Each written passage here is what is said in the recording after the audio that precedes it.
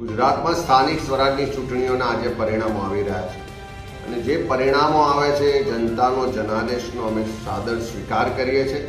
પણ છેલ્લા ઘણા સમયથી જે ભારતીય જનતા પાર્ટીનું કુશાસન, ભ્રષ્ટાચાર ને એની સામે લોકોની જે નારાજગી હતી, જે આક્રોશ હતો, એ આજે મતમાં પરિવર્તિત થયેલો નહીં હોય એવું દેખાઈ રહ્યું છે. ત્યારે ગુજરાતમાં અનેક જગ્યાએ તાલુકા પંચાયતોમાં, નગરપાલિકામાં પ્રજાએ કોંગ્રેસના ઉમેદવારોને આશીર્વાદ આપ્યા છે, બહુમતી આપી છે. ત્યારે અમે ભ્રષ્ટાચાર મુક્ત, લોકાભિમુખ વહીવટ થાય અને પ્રજાના પ્રશ્નોનું નિવારણ થાય એ તમામ સ્થાનિક સ્વરાજની સંસ્થાઓમાં સુનિશ્ચિત કરીશું. સાથે સાથે જ્યાં અમે વિપક્ષ તરીકે છીએ ત્યાં પણ પ્રજાના પ્રશ્નોને મજબૂતાઈથી ઉઠાવીશું. પ્રજાના જે હક ને અધિકાર છે ક્યાંય પણ છીનવાતો છે, ક્યાંય પણ કોઈ પ્રજાના ટેક્સના પૈસાનું લૂંટ થતી હશે, વેડફાટ થતો હશે, એને રોકવાનું કામ કોંગ્રેસ પાર્ટીનો ચૂંટાયેલો પ્રતિનિધિ કાર્યકર ચોક્કસપણે કરશે.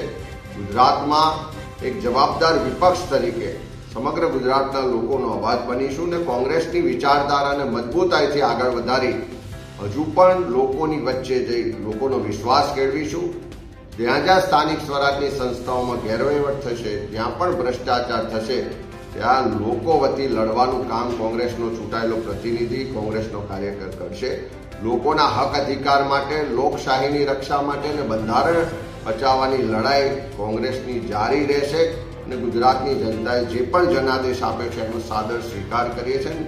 સૌ અમારા જે લડાઈ કરી તે પોલીસ પ્રશાસન ને સરકાર સામે લડ્યા એવા ઉમેદવારોને અભિનંદન આપું છું. તમામ જીતેલા ઉમેદવારોને પણ અભિનંદન આપું છું અને પ્રજાના પ્રતિનિધિ બની અને પ્રમાણિકતાથી, નિષ્ઠાથી કામ કરવાનો કોંગ્રેસ પાર્ટીના કાર્યકરોનો જે સંકલ્પ છે એને પુનઃ દોહરાવીએ.